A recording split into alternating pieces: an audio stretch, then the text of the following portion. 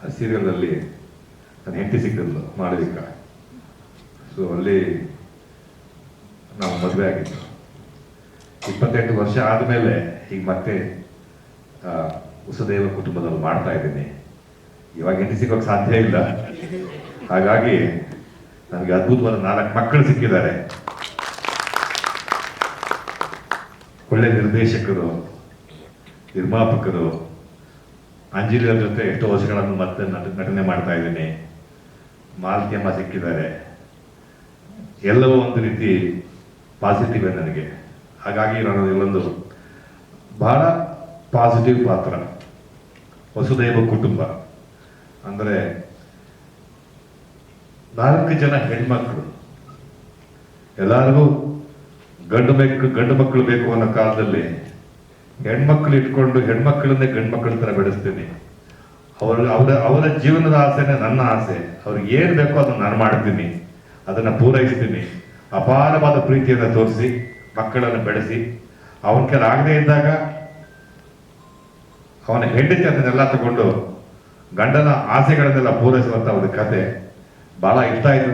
ಸುಮಾರು ಜನ ನನಗೆ ಬಂದು ಕೇಳಿದರು, ಮುಂಚೆ ಸುಮಾರು ಚಾನಲ್ಗಳನ್ನು ಕೇಳಿದ್ದಾರೆ ಪಾತ್ರ ಮಾಡಿ ಸರ್ ಅಂತ.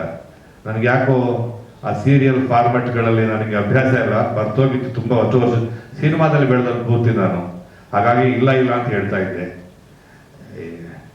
ಇಲ್ಲಿ ಬಂದು ಕೇಳಿದಾಗ ಈ ಸೀರಿಯಲ್ಗೆ ಅದೇನಾಯ್ತೋ ಗೊತ್ತಿಲ್ಲ, 1-2 ಸರಿ ಹೂ ಅಂದ್ಬಿಟ್ಟು ಕಡೆಗೆ ಹೌದು ಅಂದ್ಬಿಟ್ಟೆ.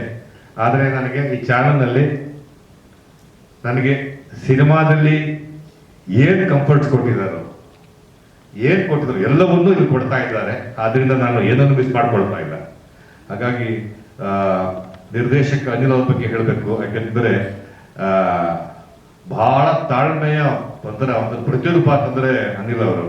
ಯಾಕೆಂದ್ರೆ ನಾನು ಒಪ್ಕೋತೀನಿ, ನಾನು ಈ ಫಾರ್ಮ್ಯಾಟ್ಗೆ ಹೊಂದ್ಕೊಳ್ಳೋದಕ್ಕೆ ಬಹಳ ಕಷ್ಟ ಆಯ್ತು ನನಗೆ.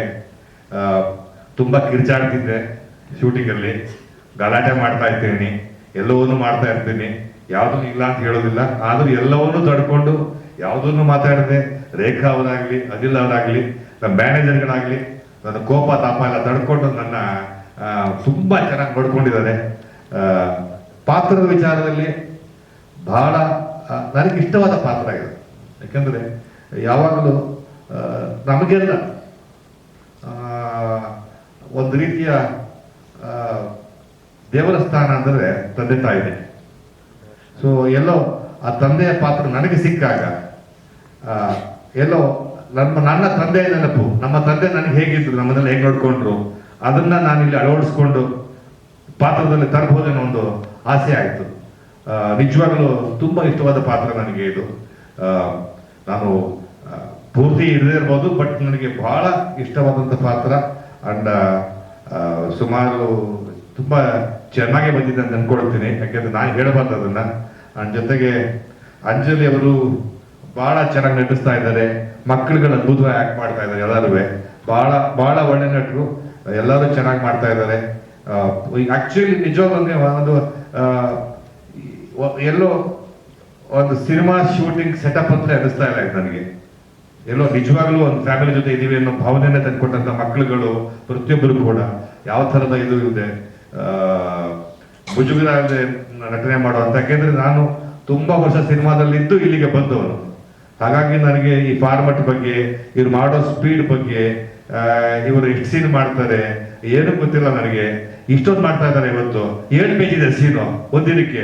ಒಂದು ಸೀನ್ ಇದಾಯ್ತು, ಇಲ್ಲ ಸರ್ 3 ಸೀನ್ ಇದೆ. 3 ಸೀನ ಈ ಇದೆ 7 ಪೇಜ್ ಇದೆಯಲ್ಲ, ಅದಕ್ಕೆ 3 ಸೀನ್ ಮಾಡೋದು. ಎಲ್ಲವೂ ಕನ್ಫ್ಯೂಷನ್ಗಳು ನನಗೆ, ಹೆಂಗ್ ಮಾಡ್ತಾ ಇದನ್ನ ಅಂತ. ಬಟ್ ಎಲ್ಲವೂ ಮಾಡ್ತಾ ಇದ್ರು.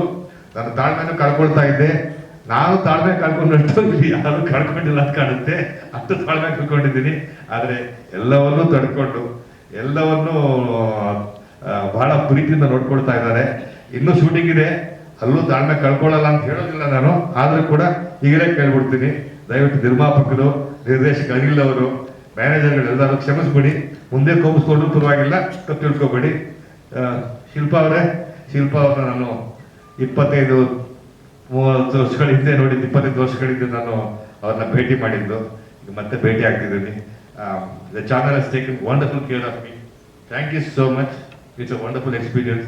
I am enjoying every minute of it. Thank you so much.